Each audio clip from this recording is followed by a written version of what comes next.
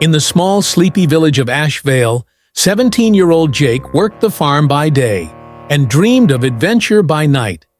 Dragons were just bedtime stories, until one strange evening changed everything.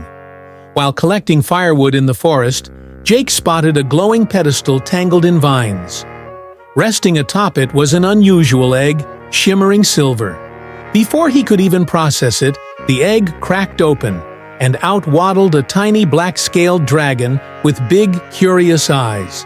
They locked eyes, and Jake felt an instant, unexplainable connection.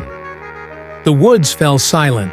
Suddenly, a cloaked old man emerged from the shadows. "You've found it," he rasped. "The Keeper's legacy begins again." Ryker, the last of the Dragon Keepers, told Jake that the dragon chose him, creating an unbreakable bond. Jake, overwhelmed but intrigued, named the little dragon Jet after its fiery spirit. Under Ryker's guidance, Jake learned the lore of dragons and how to harness Jet's growing powers. However, the looming threat of Lord Cade, a tyrant hunting the dragon egg for years, cast a shadow over their efforts. Ryker warned, "If Cade finds you, everything will burn." Signs of trouble soon followed: dying crops, missing livestock, and dark figures near Ashvale. Jake overheard villagers whispering about an army approaching. Ryker confirmed the worst. "Cade knows. You need to go now, or the village won't survive." With a heavy heart, Jake fled with Jet under the cover of night. The journey to the dragon sanctuary was rough. Cade's hunters stayed hot on their trail. One night, hiding in a cave, Jet's low growl warned Jake. Moments later, the clink of armor echoed through the forest. Cade's soldiers were near. In the chaos, Jet unleashed its first burst of fire.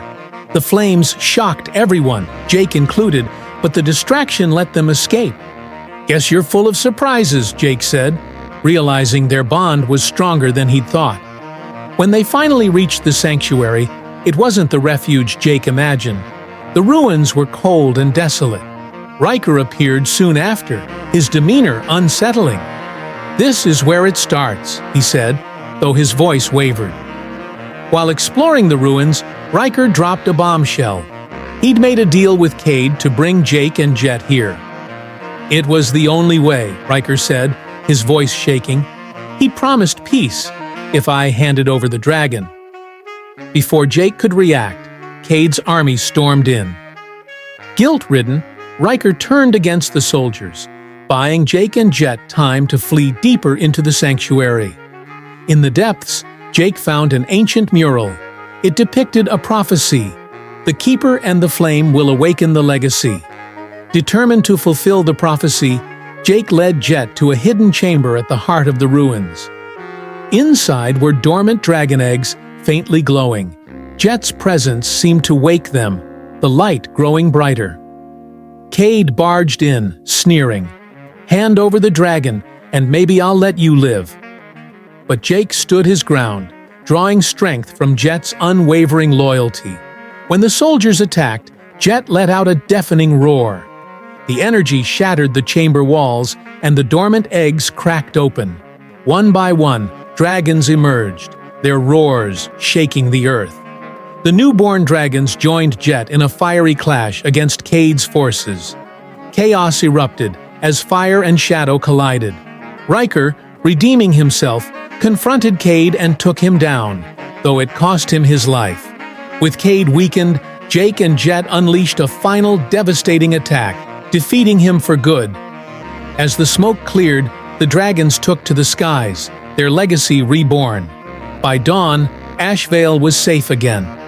The villagers cheered for Jake, but he stayed humble.